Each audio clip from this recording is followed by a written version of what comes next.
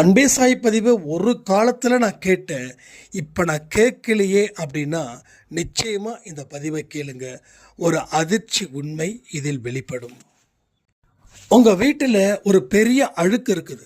அது தீட்டாக மாறிக்கிட்டு இருக்குது. அது முழுவதும் தீட்டாக மாறிடுச்சுன்னா உங்கள் வாழ்க்கையில் எந்த காலத்திலையும் சந்தோஷமும் நிம்மதியும் கிடைக்காமலே போயிடும். நீங்கள் விரும்பி செய்யக்கூடிய வேலையிலையும் வெற்றி பெற முடியலன்னா அடிச்சு சொல்ற இந்த பிரச்சனைகள் உங்களுக்கு உள்ள இருக்குது. இந்த பதிவை பார்த்துட்டு அலட்சியப்படுத்தலாம். ஆனால் அலட்சியப்படுத்த உங்களை நம்பி இருக்கிறவங்களை நீங்கள் கைவிடாதீங்கன்னு அர்த்தம். வாழ்க்கையை பற்றி புரிதல் இல்லாமல் நீங்கள் வாழ்ந்தீங்கன்னா உங்கள் வாழ்க்கை எவ்வளவு பின்னடைவை சந்திக்கும் தெரியுமா? இப்போ கீழே விழுந்தீங்க, எழுந்திருக்க முடியும். ஆனால் இப்போ எழுந்திருக்கலைன்னா நீங்கள் மீண்டும் உங்கள் வாழ்க்கையில் வளர்ச்சி என்பதை காண முடியாமலே போயிடும். இது சரியான நேரத்தில் தான் கடவுள் உங்களுக்கு இந்த பதிவை கொடுத்துருக்காரு. இது எச்சரிக்கை கட்டளை எதுவுமே இல்லை. சரி பண்ணுவதற்கு நான் தயாராக இருக்கேன். நீ தயாராக இருந்தால் உன் வாழ்க்கையை நான் மாற்றுறேன். உங்களை நம்பி இந்த அன்பே சாய்கிட்ட பொறுப்பை ஒப்படைச்சிடுங்க. உங்களுக்கு அருமையான பொறுப்புகளை இந்த அன்பே சாய் குடும்பம் தேர்ந்தெடுத்து கொடுக்கும். திரும்ப திரும்ப மாய வலையில் சிக்காதீங்க. பாவத்தை ஏன் இப்போ வரைக்கும் செய்கிறீங்க? இந்த பாவத்தால் கிடைக்கக்கூடிய சந்தோஷம் இந்த பாவத்தை செய்ய தூண்டுதா? அப்போது இந்த சந்தோஷம் எல்லாம் ஒரு காலத்தில் துன்பமாக மாறும். நீங்கள் மட்டும் துன்பப்படுவீங்க, உங்கள் கூட இருக்கிறவங்க எல்லாம் சந்தோஷமாக இருப்பாங்க. அப்போ உங்கள் மனநிலை எவ்வளவு ஒரு கஷ்டத்தை கொடுக்கும் தெரியுமா? புரிஞ்சுக்கோங்க, தெரிஞ்சுக்கோங்க, வாழ ஆரம்பிச்சிடுங்க.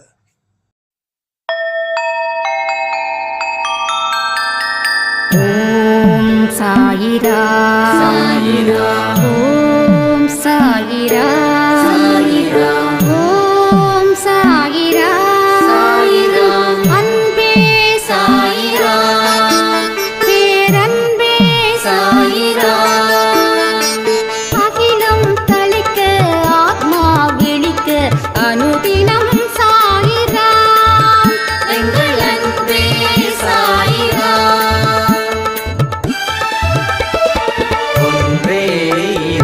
ஒன்றே பூமிக்கென்றும் சாயிரா, சரணம் சாயிரா, நன்றே செய்து வாழ்வோம், நாம் ஒன்றே செய்து வாழ்வோம், அன்பே சாயிரா.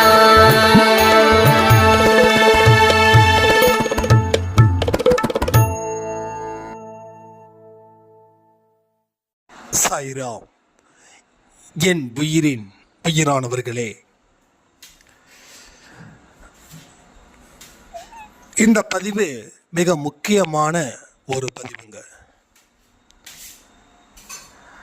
நம்ம வாழ்நாளில் நாம் என்ன நினைக்கிறோமோ அது நடந்தே ஆகணும் அப்படின்னு சொல்லி நமக்குள்ள ஒரு பெரிய எதிர்பார்ப்பும் அதற்கு தகுந்ததுமான உழைப்பும் நம்ம கொடுத்துருப்போம் இல்லையா?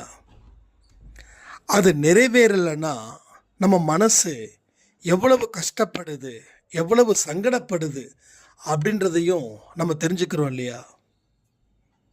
இனி அந்த ஒரு நிலையில் நாம் இல்லாமல் நாம் என்ன நினைக்கிறோமோ அது கண்டிப்பாக பெற முடியும் அப்படின்றது தான் இந்த பதிவு உறுதிப்படுத்தப்படுகிறது. முதல்ல அன்பே சாய் பதிவை கடவுளுடைய அருள் இருப்பவர்கள் மட்டுமே பார்க்கவும் கேட்கவும் முடியும். ஒரு சாய்ராம் சொல்லியிருந்தாங்க, அன்பே சாய் பதிவை நான் எவ்வளவு தான் கேட்கணும் அப்படின்னு நினைச்சாலும் என்னால் கேட்க முடியல. என்னுடைய கர்மா என்னை போட்டு படாத பாடுபடுத்துது அப்படின்னு. அது உண்மை. முதல்ல அவர் அருள் உங்களுக்கு வேணும். முதல்ல அழுக்கான குடத்தில் தண்ணியை ஊற்றினாலும் அந்த தண்ணியும் அழுக்காக தான் இருக்கும். அப்போ அழுக்கான பாத்திரத்தை சுத்தப்படுத்தணும். அதற்கப்புறமா தண்ணி ஊற்றுனாதான் அந்த தண்ணி நல்ல தண்ணியாக இருக்கும். இது உண்மையா இல்லையா? தண்ணி கங்கையிலேருந்து வரக்கூடிய தண்ணியாக இருந்தாலும் பாத்திரம் அழுக்காக இருந்துச்சுன்னா அந்த கங்கை தண்ணீர் அது அசுத்தமாக போயிடும். பாத்திரம் அப்படின்றது தான் மனசு. ஸோ மனசு சுத்தமாக இருந்து அதற்கு பிறகு தான் இந்த பதிவுகளையே உங்களால் பார்க்க முடியும். உங்களால் இந்த பதிவை பார்க்க முடியுதுன்னா உங்கள் மனசை நீங்கள் சுத்தப்படுத்தி வச்சிருக்கீங்கன்னு அர்த்தம். சரி, ஏற்கனவே பார்த்தோம் இப்போ என்னால் பார்க்க முடியலன்னா ஏற்கனவே உங்கள் மனசு சுத்தமாக இருந்ததால் அது சுத்தமான செய்திகள் மூலமாக மேலும் அந்த மனசில் பலமும் வைராக்கியமும் கடவுளுடைய ஆசீர்வாதமும் இருந்தது. அதற்கு பிறகு மாய வலையில் கர்ம வலையில் நீங்கள் விழுந்திருப்பீங்க. விழுந்ததன் விளைவு மனசு அசுத்தமாச்சு. அப்போ அசுத்தமாகக்கூடிய மனசில் என்னதான் நல்ல விஷயத்தை விதைச்சாலும் அது விளையாது. அதாவது போடுற விதை எல்லா மண்ணிலையும் விதைக்க முடியாது. அப்போது மண் பக்குவமாக இருந்தால் தான் அங்கே விதைக்க முடியும். பக்குவம் இல்லாத மனசு செத்துப்போன மண்ணில் கொண்டு போயிட்டு நீங்கள் என்ன பண்ணாலும் அந்த விதை எவ்வளவு பெரிய ஒரு விதையாக இருந்தாலும் அதுக்கு எவ்வளவு பெரிய உரமாக இருந்தாலும் செட் ஆகாது. அப்போது அந்த செத்துப்போன மண்ணை எல்லாத்தையும் எடுத்து உள்ளுக்குள்ளே ஒரு மண் இருக்கும். அந்த மண்ணை அந்த மண்ணுக்குள்ளே தான் இத்தனை விஷயங்களை நீங்கள் செய்ய முடியும். அதே போல தான் ஆழ் மனசில் இருக்கக்கூடிய அழுக்குகள் அதை நீங்கள் ஒட்டுமொத்தமாக க்ளீன் பண்ணணும். அதில் ஏகப்பட்ட விஷயங்கள் அடங்கியிருக்குது. நம்ம ஒரு விஷயத்தை பார்க்குறோம் அப்படின்னா அந்த விஷயத்தை ஆசைப்படுறதால தான் அர்த்தம். ஒரு மொபைலில் கூட ஒரு தப்பான படத்தை நம்ம பார்க்குறோம் அப்படின்னா ஏற்கனவே நம்ம மனசில் அந்த ஆபாசம் ஓடிட்டுருக்குதுன்னு அர்த்தம். அதே போல் இன்னும் எத்தனையோ விஷயங்கள் நம்ம சொல்லிகிட்டே போகலாம். உங்களோட ஒட்டுமொத்த பிரச்சனைக்கும் காரணமே ஆழ் மனசில் இருக்கக்கூடிய, அதாவது மனுஷனுக்கு 2 பக்கம் இருக்குது. ஒன்று அவன் சுத்தமானவனாக காட்டிப்பான், இன்னொன்று அவன் எந்த அளவுக்கு சுத்தமாக வெளியில் காட்டிக்கிறானோ அந்த அளவுக்கு அவன் அசுத்தத்தையும் வச்சுருப்பான். அந்த அசுத்தந்தான் இங்கே அவனுக்கு எல்லா வகையிலையும் பிரச்சனையை ஏற்படுத்துது. அடுத்தவனை குறை சொல்லிக்கிட்டே இருப்பான், ஆனால் அவன் அதை செஞ்சுக்கிட்டே இருப்பான்.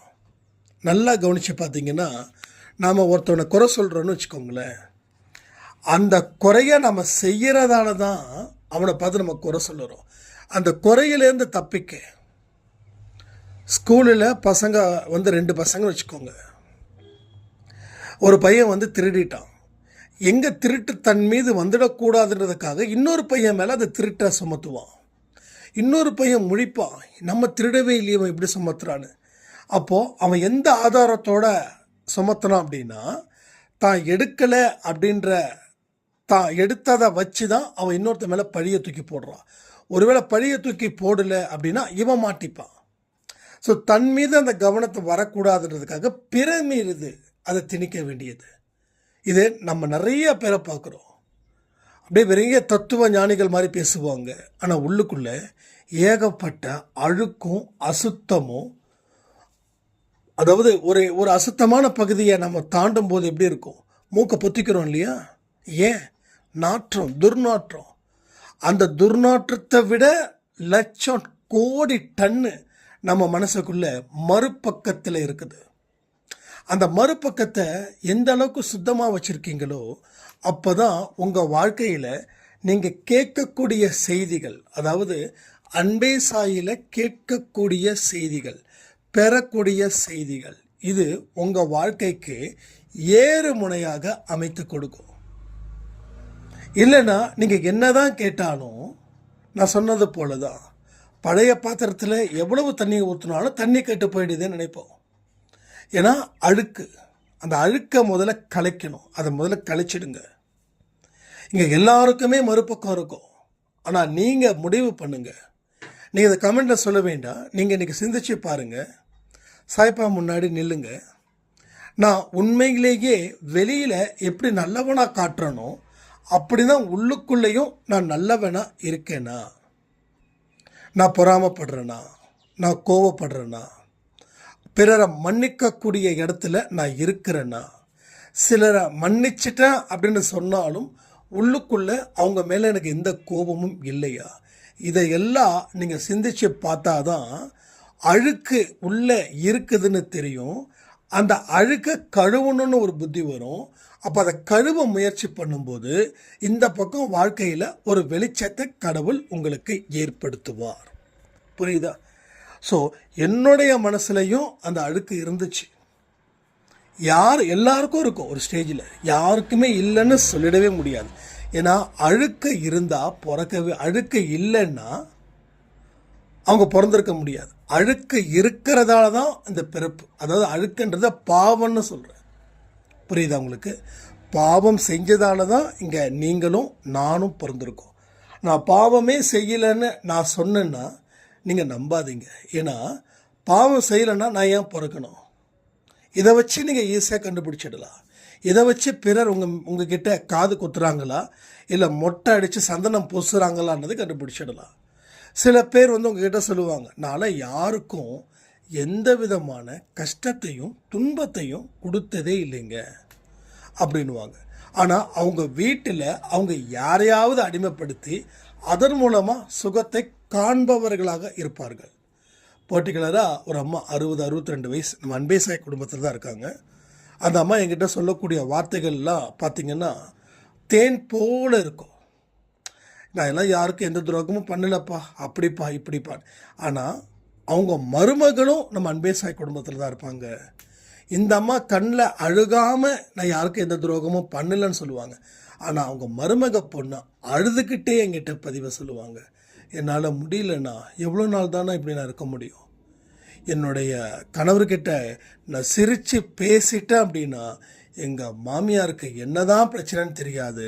எங்கேயாவது ஒரு குறையை கண்டுபிடிச்சி என்னை அசிங்கமாக திட்டுவாங்க. ஆனால் என்கிட்ட அந்த அம்மா எப்படி பேசுகிறாங்க? தேன் போல். பட் அவங்க மருமக கிட்ட எப்படி நடத்துகிறாங்க? அப்போ மருமக அழுவுற அளவுக்கு, கம்ப்ளைண்ட் பண்ணுற அளவுக்கு அவங்க இருக்கிறாங்கன்னா அப்போ யாருக்கு கடவுள் மன்னிப்பார்? மருமகளுக்கு மன்னிப்பாரா இல்லை மாமியாருக்கு மன்னிப்பாரா? புரியுதா? ஸோ அதனால தான் சொல்கிறேன், எல்லாரும் செய்யக்கூடிய தவறுகளும் பாவங்களும் தான் இங்கே நாம் செஞ்சுக்கிட்டு இருக்கோம். ஆனால் இது தப்பு, இது பாவம், இதெல்லாம் செஞ்சால் நம்ம வாழ்க்கையில் எந்த இடத்துலையும் முன்னுக்கு வர முடியாது, கடவுளுடைய பார்வை என் மீது விழாது அப்படின்னு நாம் நினைக்க ஆரம்பிச்சிட்டோம் அப்படின்னா அதற்கப்புறம் அந்த பாவத்தை நாம் செய்யக்கூடாது. அதுதான் முதல் படி. ஸோ இதெல்லாமே சரி பண்ணாதான் நீங்கள் எதிர்பார்த்த விஷயங்கள் நடக்கும். இல்லைன்னா கண்டிப்பாக சொல்கிறேன், நடக்காது. நீங்கள் பழனிமலைக்கு பாத யாத்திரை போனாலும் இல்லை இமயமலைக்கு இங்கேருந்து பாத யாத்திரை போனாலும் அது நீங்கள் எதிர்பார்த்த எந்த விஷயமும் நடக்காது. நீங்கள் எங்கேயும் போகாமல் உங்கள் இடத்துல இருந்தே கடவுளுடைய ஆசீர்வாதத்தை 100% பெற முடியும். அதுக்கு தான் நான் சொல்கிறேன், பாத்திரத்தில் இருக்கக்கூடிய அழுக்கை சரி பண்ணாமல் உங்களால் நல்ல வாழ்க்கையை வாழ முடியாது. நல்லா புரிஞ்சுக்கோங்க. அப்போ தீயவர்கள் கெடுதல் செய்கிறவர்களாக வாழ்ந்துட்டு இருக்காங்களேன்னா அதுக்கு ஒரே ஒரு விஷயம், அவங்க போன ஜென்மத்தில் மிகவும் நல்லவர்கள். இப்போ இந்த மாமியார் சொல்கிறேன் இல்லையா, மிகவும் நல்லவர் போன ஜென்மத்தில். அப்போ அந்த மருமக இருக்காங்க இல்லையா, மிகவும் மோசமானவர் போன ஜென்மத்தில். சொன்ன உடனே அந்த அம்மாவுக்கு ரொம்ப டென்ஷன் ஆகிட்டாங்க. மருமகள், என்னண்ணா இப்படி சொல்கிறீங்க, நான் எப்படின்னா இருக்க முடியும் அப்படின்னு. எஸ், இதான் உண்மை. இதை ஏற்றுக்க மனசு இல்லை. இதை ஏற்றுக்கிறத மனசு இருந்துடுச்சுன்னா இதை தாண்டி போகலாம். இதை ஏற்றுக்க மனசு இல்லாதவங்க அதே இடத்துல நின்று தன்னை முழுவதுமாக அழிச்சிக்கிறாங்க. இதான் பிரச்சனை. தன்னை என்ன பண்ணுறாங்க? முழுவதுமாக அழித்து கொள்கிறார்கள். ஒரு இடத்துல தீ இருக்குது, அந்த இடத்துல நம்ம நிற்கலாமா? தப்பு இல்லையா? அப்போ அதை ஏன் தாண்ட முடியல? இது ஏன் தீப்பத்துச்சு? எதனால் தீப்பத்துச்சு? இப்படி தீ எரிஞ்சால் நான் என்ன பண்ண முடியும், என்ன செய்ய முடியும்? அதே இடத்துல நிற்கும்போது என்ன ஆகுது? ஒரு இடத்துல இந்த தீ அவங்களையே அழிச்சிடுது. அதே போல தான் இங்கே நிறைய பேரோட வாழ்க்கை, அந்த முடிவு அதே துன்பத்திலேயே முடிஞ்சிடறாங்க. இவங்களை எல்லாருடைய பிரச்சனையும் என்னென்னா, அந்த தீ எரியுதுன்னா அந்த இடத்த விட்டு மூவ் ஆக முடியல. அது நான் அப்படி பண்ணலையே, அப்படி செய்யலையே, நான் ஏன் கஷ்டப்படணும்? இதே தான். ஆனால் நிச்சயமாக சொல்கிறேன், இந்த ஜென்மத்தில் யார் யாரெல்லாம் கஷ்டப்படுறாங்களோ அவங்க போன ஜென்மத்தில் பிறருக்கு கஷ்டத்தை கொடுத்தவர்கள் தான். அதில் எந்த சந்தேகமும் வேண்டவே வேண்டாம். நம்ம கடவுளை நம்புகிறோம். நம்ம பகவத்கீதையில் கிருஷ்ண பரமாத்மா சொன்ன அத்தனை விஷயத்தையும் நம்புகிறோம். ராமாயணத்தில் சொன்ன ராமரோட விஷயங்கள் அத்தனையும் நம்புகிறோம். பைபிள் எல்லா விஷயத்துலேயும் இது இருக்குது. போன ஜென்மத்தில் நாம் மிகப்பெரிய துரோகிகளா, மிகப்பெரிய அயோக்கியர்களா, மிகப்பெரிய ஒரு சாடிஸ்டாக இருந்தோம். அதற்கு தகுந்த மாதிரி இந்த ஜென்மத்தில் நம்ம பிறந்திருக்கோம். யார் யார் எந்தெந்த எத்தனை சதவீதம் பாவத்தை செய்தார்களோ அதற்கு தகுந்தது போல இந்த மண்ணுலகில் அவர்கள் வாழ்ந்து கொண்டு அந்த கர்மாக்களை போக்கி கொண்டு இருக்கிறார்கள். ஒரு நல்ல செய்தி சொல்லட்டுமா? இந்த கஷ்டப்படுற காலத்தில் தெய்வ நம்பிக்கையும் நேர்மையான வழியில் இருக்கக்கூடிய வழியும், அடுத்தவங்க உங்களை எவ்வளவுதான் காயப்படுத்தினாலும் அவங்கள மன்னிக்கிற குணமும், உங்களை யாராவது ஏமாத்திருந்தாங்கன்னா அவங்களுக்கு உதவி செய்யக்கூடிய குணமும் இருந்துச்சுனாவே அடுத்த ஜென்மத்தில் நீங்கள் மிகப்பெரிய நல்ல வாழ்க்கையை நீங்கள் பெறுவீர்கள். நல்ல செல்வந்தரான வீட்டில் பிறக்கலாம், இல்லை ஏழை வீட்டில் பிறந்தாலும் கஷ்டம்னு என்னன்னு தெரியாமலே இருக்கலாம். உடல்நிலை நல்லா இருக்கும், ஆரோக்கியம் நல்லா இருக்கும். நீங்கள் நினைச்சதை எவ்வளவு சந்தோஷமாக இருப்பீங்களோ அவ்வளவு சந்தோஷமாக ஆனந்தத்தில் நீங்கள் அடுத்த ஜென்மத்தில் 100% நீங்கள் இருப்பீங்க. இதுதான் உங்களுக்கு கொடுக்கக்கூடிய ஒரு இனிப்பான செய்தி.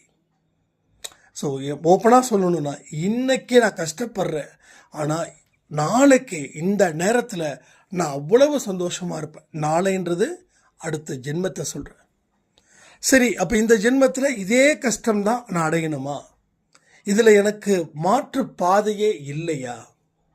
மாற்றுப்பாதை இருக்குது. அதுக்கு தான் கடவுள் எதுக்கு வராரு? மாற்றுப்பாதையை கொடுக்க தான் கடவுள் வராரு.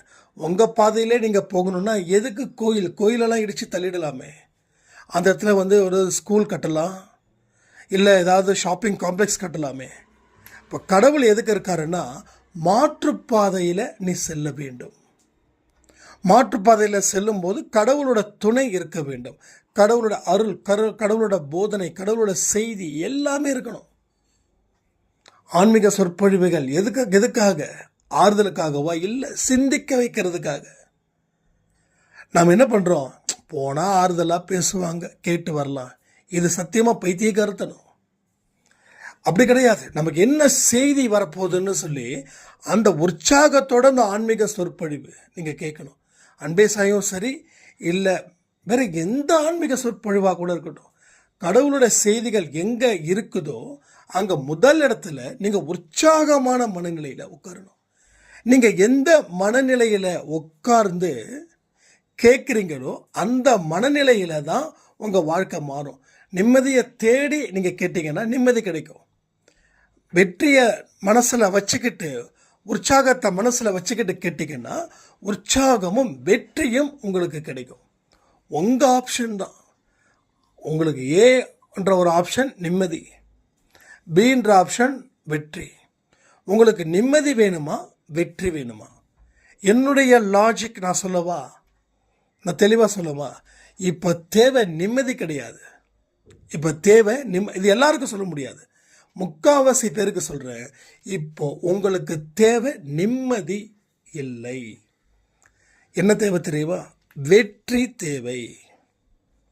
இந்த வெற்றியை அடைஞ்சதுக்கு அப்புறமா நிம்மதிக்கு வாங்க. ரைட்டா? இப்போ என்னோட வாழ்க்கையில் ஒரு 2019 வச்சுக்கலாம், 2019 வரைக்கும் எனக்கு தேவை வெற்றி. அப்போ ஏன் எனக்கு வெற்றி தேவைன்னா, இதனால் நான் பெரிய அளவில் பாதிக்கப்பட்ட, மனசு நொந்து போயிட்டேன். என்னுடைய திறமை என்னன்னு எனக்கு தெரியாத அளவில் அது இருந்ததால் எனக்கு அந்த இடத்துல வெற்றி தான் தேவையாக இருந்தது. நான் நிம்மதியை நோக்கி போயிருந்தா இன்றைக்கி உங்கள் முன்னாடி நான் இருந்திருக்க மாட்டேன். கடவுள் சத்தியம்.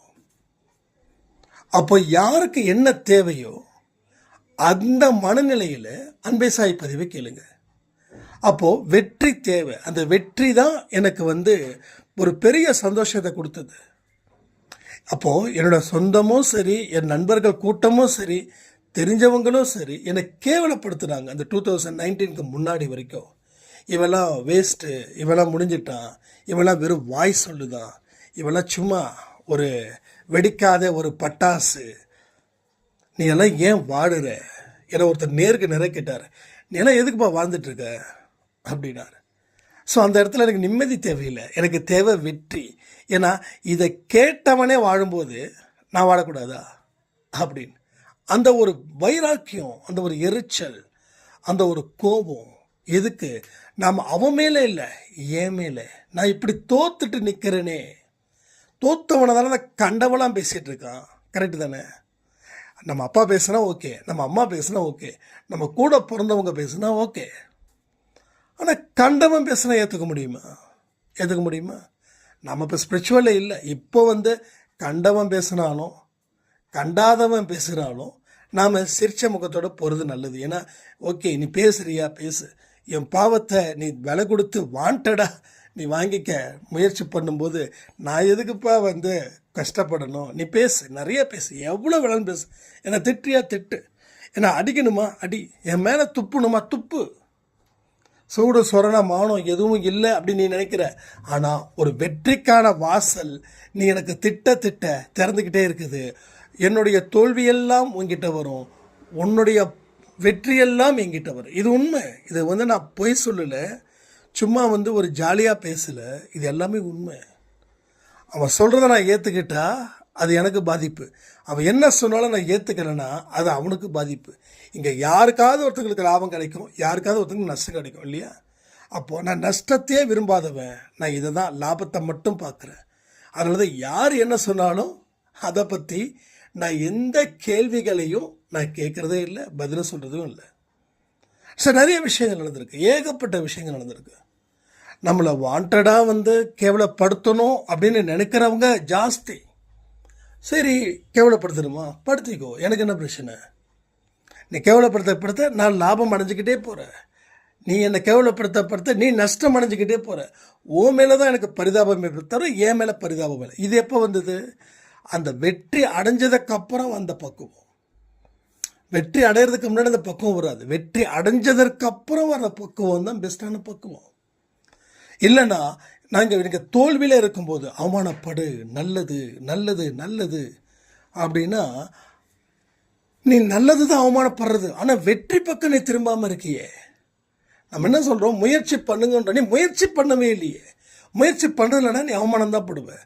அந்த அவமானம் கண்டிப்பாக வெகுமானமாக மாறாது. நீ சாகிற வரைக்கும் அதே அவமானத்துக்குள்ளே தான் அந்த குழிக்குள்ளே போக போகிற. இது உண்மை. ஸோ நீ முயற்சி செய், உழைப்பு எடு, வெற்றியை தேடு. ஒரு வெற்றியை நீ இப்போ கொடுத்தே ஆகணும். அந்த சித்தாந்தத்தை உருவாக்கு. ஓகே, ஒரு சக்ஸஸ்ஃபுல் ஒரு மேனா, ஒரு விமனா நீ இரு. இந்த சொசைட்டி ஒரு சொசைட்டி மதிக்கிற அளவில் அட்லீஸ்ட் ஒரு 10 பேராவது மதிக்கட்டுமே. வாங்க, ஐயோ உட்காருங்க அப்படி சொல்லட்டுமே, என்ன ஆகிட போகுது? அதாவது வீட்டுக்குள்ளே கூட இவனை கூப்பிட்டா வந்துடுவானோன்னு சொல்லி என்னை ஒதுக்கணுங்க மத்தியில் இன்னைக்கு தம்பி வாங்கப்பா காஃபி குடிச்சிட்டு போங்கப்பான்னு சொல்லக்கூடிய அந்த மரியாதை எங்கே வந்தது? நல்லா யோசிச்சு பாருங்க. நம்ம வெற்றி அடைஞ்சிருக்கோன்றதுக்காக தான். அதே தான் உங்களுக்கும் அந்த மரியாதை வரணுன்றதுக்காக தான் நான் இவ்வளோ தூரம் பேசிகிட்டு இருக்கேன். இப்போ கூட நான் சொல்கிறேன், நான் வெற்றி அடைஞ்சிட்டேன், எனக்கு இப்போ தேவை நிம்மதி. ப்ராமிஸ், வெற்றி அடைஞ்சிட்டேன், எனக்கு தேவை நிம்மதி. நான் வெற்றி அடைஞ்சிட்டேன், இனிமேல் எனக்கு என்ன தேவை? அன்பே சாய் பேசாமல் யூடியூப் சேனலை நிறுத்திடலாமா? எஸ். ஏன்னா பிஸ்னஸ்க்கு உண்டான ஷோர்ஸ் இருக்குது, அதுக்கு உண்டான எனக்கு தேவையான அளவுக்கு பணம் அதில் கிடைக்குது. ஸோ எனக்கு அன்பே சாய் அப்படின்றது இதில் வரக்கூடிய வருமானம் என்னவோ அந்த வருமானம் சொற்ப வருமானம் தான், பெருசாலாம் ஒன்றும் இருக்காது. ஒருத்தவங்க சொன்னாங்க 1,20,000 சப்ஸ்கிரைபர் இருந்துச்சுன்னா உங்களுக்கு மாதம் 1,20,000 கிடைக்குமா? இப்படி தான் சில பேர் ஒரு விஷயத்தை யூடியூப்பில் சம்பாதிக்க முடியும்னு நினச்சி நாம் ஏதோ பண்ணிகிட்ருக்கோம். அப்படிலாம் கிடையாது, எதுவுமே கிடையாது. நீங்கள் சொல்கிற காசுக்கும் வரக்கூடிய காசுக்கும் வானத்துக்கும் பூமிக்கும் இருக்கிறது போலே தான் இங்கே, வேறு ஒன்றுமே கிடையாது. ஸோ எதுக்கு சொல்கிறேன் அப்படின்னா, இப்போ நான் ஏன் இந்த ஆடியோவை திரும்ப திரும்ப கொடுத்துருக்கேன் அப்படின்னா, ஒரே விஷயம், அன்பே சாயில் இருக்கிறவங்க வெற்றி பெறணும். இங்கே இருக்கிறவங்க எல்லா ஜென்மத்திலையும் நான் உங்கள் கூட இருந்திருக்கேன். எல்லா ஜென்மத்திலையும் உங்களுக்கு அண்ணனாக இருந்திருக்கேன், உங்களுக்கு தம்பியாக இருந்திருக்கேன், உங்களுக்கு மகனாக இருந்திருக்கேன், உங்களுக்கு நண்பனாக இருந்திருக்கேன். இல்லை நீங்கள் எனக்கு வழிகாட்டியாக இருந்திருக்கலாம். அந்த ஒரு பந்தத்தினால தான் இந்த பேச்சு பேசிக்கிட்டே இருக்கோம். நம்ம எத்தனை பேர் பார்க்குறாங்க அதெல்லாம் நமக்கு கவலை இல்லை, எத்தனை பேர் கேட்குறாங்க அதெல்லாம் கவலை இல்லை. ஏன் அதை சொல்கிறேன்னா, என்னால் கேட்க முடியலையே அப்படின்னு சொன்னவங்க ஒன்றும் இல்லை, 10 பேர் இல்லை 20 பேர். இப்போ நம்ம ஏதோ ஒரு விஷயத்த சொன்னோம், அண்ணா நான் சொன்னதால தான் நீங்கள் இப்படி சொன்னீங்களா? இல்லைம்மா, அப்படிலாம் கிடையாது. உங்களை மாதிரி நிறைய பேர் சொல்கிறதால தான் நம்ம பதிவை உருவாக்குறோம். ஒருத்தவங்களுக்காக பதிவை உருவாக்க வேண்டிய விருப்பமே இல்லை எனக்கு. அந்த பதிவு இருந்துச்சுன்னா அதை ஒருத்தவங்களுக்கு தான் அந்த பதில்னா அவங்களுக்கு அதை தனிப்பட்ட மூலம் சொல்லிவிடுவேன். அதனால் என்னால் தான் அப்படி சொல்கிறாரு, அப்போ நான் வந்து அழுக்கா, நான் வந்து அதுவா இதுவா அப்படிலாம் இல்லை. எல்லார் மனசுலையும் அந்த அழுக்கு இருக்குது, உங்கள் மனசில் மட்டும் இல்லை. ஏன்னா உங்களுக்கு கூடுதலாக இருக்குது, அவங்களுக்கு குறைஞ்சிருக்குது. அழுக்குன்றது அழுக்கு தான், ஓகேங்களா? ஸோ அதை சரி பண்ணிக்கிறதுக்கு தான் நம்ம முயற்சிகள் செய்யணும். அப்போ இதை சரி பண்ணாதான் உங்கள் வாழ்க்கையில் அடுத்த கட்டத்தை நோக்கி போக முடியும். நான் எடுத்தது உடனே நான் சொன்னது என்னது, உங்கள் எதிர்பார்ப்புகளை நிறைவேற்றுவதற்கு தான் இந்த பதிவுன்னு. எஸ், முதல்ல அழுக்குகளை முதல்ல நீக்குங்க. அழுக்குகளை நீக்குனாதான் அடுத்த விஷயங்கள் உங்களுக்கு தொடங்கும். இது பகுதி 2. இன்றைக்கி நைட்டுக்கு வச்சுக்கலாமா, 8 மணிக்கு? ஏன்னா நம்ம சொல்ல வந்தது வேற, ஆனால் அதற்கு முன்னாடி இருக்கக்கூடிய ஸ்டெப்ஸ் எடுக்கிறதுன்றது வேறு. ஸோ முதல்ல இந்த பகுதியை முழுக்க யோசித்து பாருங்கள். உங்களுக்கு டைம் வந்து கிட்டத்தட்ட 6-7 மணி நேரம் இருக்குது, 8 மணி ஆடியோவுக்கு. அதில் நீங்கள் இன்றைக்கி காலையில் கொடுத்த பதிவுக்கு, அதாவது இந்த 12 மணிக்கு இந்த பதிவுக்கு உண்டான பதிலை அதில் கொடுங்க, ஓகேங்களா? ஸோ இப்போயும் நான் சொல்கிறேன், நீங்கள் எதிர்பார்த்த எல்லா விஷயங்களையும் இன்றைக்கி நைட்டு கொடுக்கக்கூடிய பதிவில் நம்ம முழுதாக செய்ய போகிறோம். அப்போ முதல் படி, உன்னோட மனதில் இருக்கக்கூடிய அழுக்குகளை நீ என்ன பண்ணணும், நல்லா வந்து போட்டு அதை அந்த அழுக்கு இந்த இடத்துல இருந்துச்சா அப்படின்ற மாதிரி அது இருக்கணும். என் லைஃப்பில் நிறைய விஷயங்கள் அப்படி தான், நம்மளா இப்படிலாம் பண்ணோம், நம்மளா இப்படிலாம் செஞ்சோம் அப்படின்னு. என் கூட படித்தவங்கெல்லாம் நம்பர்ஸ்லாம் இல்லை, இருந்திருந்தால் அவங்களெல்லாம் கேட்டால் அவங்களெல்லாம் என்னை பார்த்தாங்கனாவே, டீ நீயாடா அப்படி பேசுகிற, உனக்கா டீ உன்னை பற்றி எனக்கு தெரியும்டா அப்படின்வாங்க. ஏன்னா அவ்வளவு பெரிய ஒரு மாற்றத்தை சாய்ப்பா ஏற்படுத்தியிருக்கார். இப்போயும் நான் சொல்கிறேனே, உங்களை எல்லாரையும் தேர்ந்தெடுத்திருக்காரு. ஆனால் தேர்ந்தெடுத்தது அவர் செய்த நன்மை நமக்கு, ஆனால் அதை திருத்திக்காதது நாம் செய்கிற தீமை நமக்கு. உங்களுக்கு ஒரு வாய்ப்பை கடவுள் வழங்கியிருக்காருன்னா அந்த வாய்ப்பை நீங்கள் பயன்படுத்தி முன்னுக்கு வரதில் தான் உங்கள் கவனம் இருக்கணும். ஆனால் அந்த வாய்ப்பு இருந்தும் அதை பயன்படுத்திக்காமல் நீங்கள் முன்னுக்கு வராமல் இருக்கிறீங்களே, அப்போ அந்த வாய்ப்பை எவ்வளவு தூரம் நீங்கள் கேவலப்படுத்துகிறீங்க. ஸோ நீங்கள் சாயப்பாவையும் கேவலப்படுத்துகிறீங்க, உங்களையும் கேவலப்படுத்துகிறீங்க. உங்கள் முன்னேற்றத்துக்கு உறுதுணையாக எத்தனையோ பேர் கண்ணீர் விட்டாங்களே, அவங்களையும் நீங்கள் கேவலப்படுத்திக்கிட்டே இருக்கீங்க. அப்போது நீங்கள் மனசை மாறினாதான் கடவுள் எல்லாத்தையும் உங்களுக்கு சரி பண்ணுவார். நீங்கள் மனசு மாறல அப்படின்னா இந்த நிலை உங்கள் வாழ்க்கையில் தொடர்ந்து உங்களுக்கு பின்னடைவை தள்ளிக்கிட்டே இருக்கும். ஒரு ஸ்டேஜுக்கு மேலே மீண்டும் மீண்டும் அழுத்தத்தை கொடுக்கும். அந்த அழுத்தம் உங்களை எழுந்திருக்க முடியாதது போல் இருக்கும். இப்போ நீங்கள் கீழே விழுந்துட்டீங்க, உங்கள் மேலே 2 பேர் தவறி விழுந்துட்டாங்க, நீங்கள் அவங்கள வந்து பிரித்து எடுத்து நீங்கள் வந்துடலாம். ஆனால் உங்கள் மேலே 10-20 பேர் விழுந்துட்டாங்க, 30 பேர் விழுந்துட்டாங்க, உங்களால் அங்கேருந்து வெளியில் வர முடியுமா? அந்த மாதிரி அழுத்தம் தான் மன அழுத்தம். அதாவது அதில் சொல்கிறது 20 பேர், ஆனால் இங்கே 20 டன்னு உங்களுக்கு அழுத்தத்தை கொடுக்கும்போது எப்படி கலைக்க முடியும்? இப்போயாவது உங்களால் முடியுன்ற ஒரு விஷயத்துக்காக தான் இந்த பதிவே உங்கள் காதில் விழுது. ஆனால் இன்னும் அந்த ஸ்டேஜ் தாண்டிட்டிங்கன்னா அன்பே சாயின்ற ஒரு விஷயம் இருக்கிறதே நீங்கள் மறந்துடுவீங்க. அன்பே சாயில் ஒரு காலத்தில் நம்ம பதிவுகளாக கேட்டோமே, இப்போ கேட்கலையே அப்படின்னா அதுக்கு காரணமே இதுதான். இதை புரிஞ்சுக்கோங்க, வாழ்க்கையை சரி பண்ணுங்க, அன்பே சாய்க்கு பெருமை சேர்க்குன்னு சொல்லி இந்த பதிவை நான் முடிக்கிறேன். ஜெய் சாய்ராம்.